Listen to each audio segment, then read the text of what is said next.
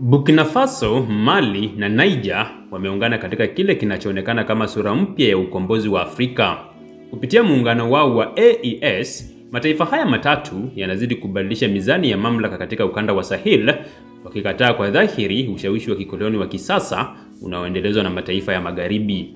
Viongozi wao hawatishi tena kwa kauli, bali wanachukua hatua za moja kwa moja kama vile kujiondoa katika jumuiya ya ECOWAS, kupinga uwepo wa kijeshi wa mataifa ya magharibi na kujenga uhusiano wa karibu na mataifa kama Urusi.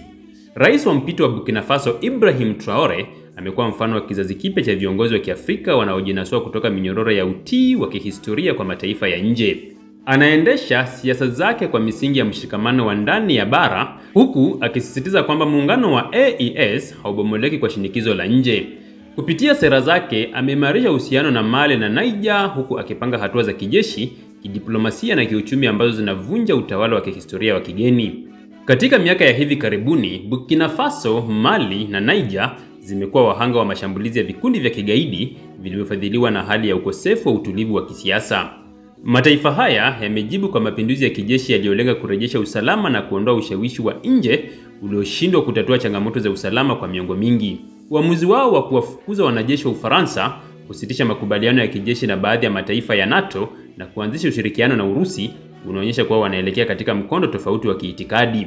Katika mchakato huu, AES imejipanga upya kijeshi. Ushirikiano wao na Urusi umezaa matunda kwa njia ya misaada ya kijeshi, teknolojia ya ulinzi na ulinzi wa anga, huku jeshi likipata mafunzo kutoka kwa makundi kama Africa Corps. Mali na Burkina Faso tayari zimeripoti uwepo wa wanajeshi wa Urusi katika maeneo yao, wakisaidia mashambulizi dhidi ya magaidi na kulinda maeneo ya kimkakati.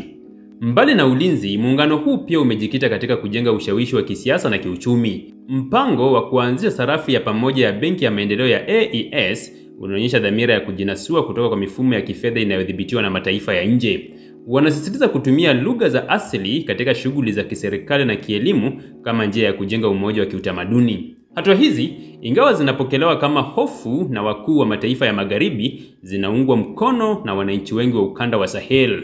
Upinzani wa kijamii dhidi ya uwepo wa nje umeongezeka na maandamano ya kuunga mkono serikali za kijeshi yamekuwa yakifanyika mara kwa mara katika miji mikuu kama Ouagadougou, Bamako na Niamey. Hali hii inaonyesha kuwa kuna shauku ya dhati ya kujenga upya heshima ya bara hili kwa mikono ya Waafrika wenyewe. Hata hivyo, changamoto bado ni nyingi. Ugaidi haujatokomezwa, miundombinu ya uchumi bado ni dhaifu na mataifa haya yanakabiliwa na shinikizo la vikwazo vya kimataifa.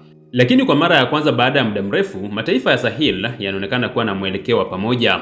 Hakuna tena kusitasita katika kukemea unafiki wa kidiplomasia wa baadhi ya mataifa ya nje ambayo yanahubiri amani, lakini kwa vitendo yanachochea migogoro. Muungano wa AES ni jaribio la kujenga Afrika mpya isiyozungushwa na mzunguko wa utegemezi wa kihistoria.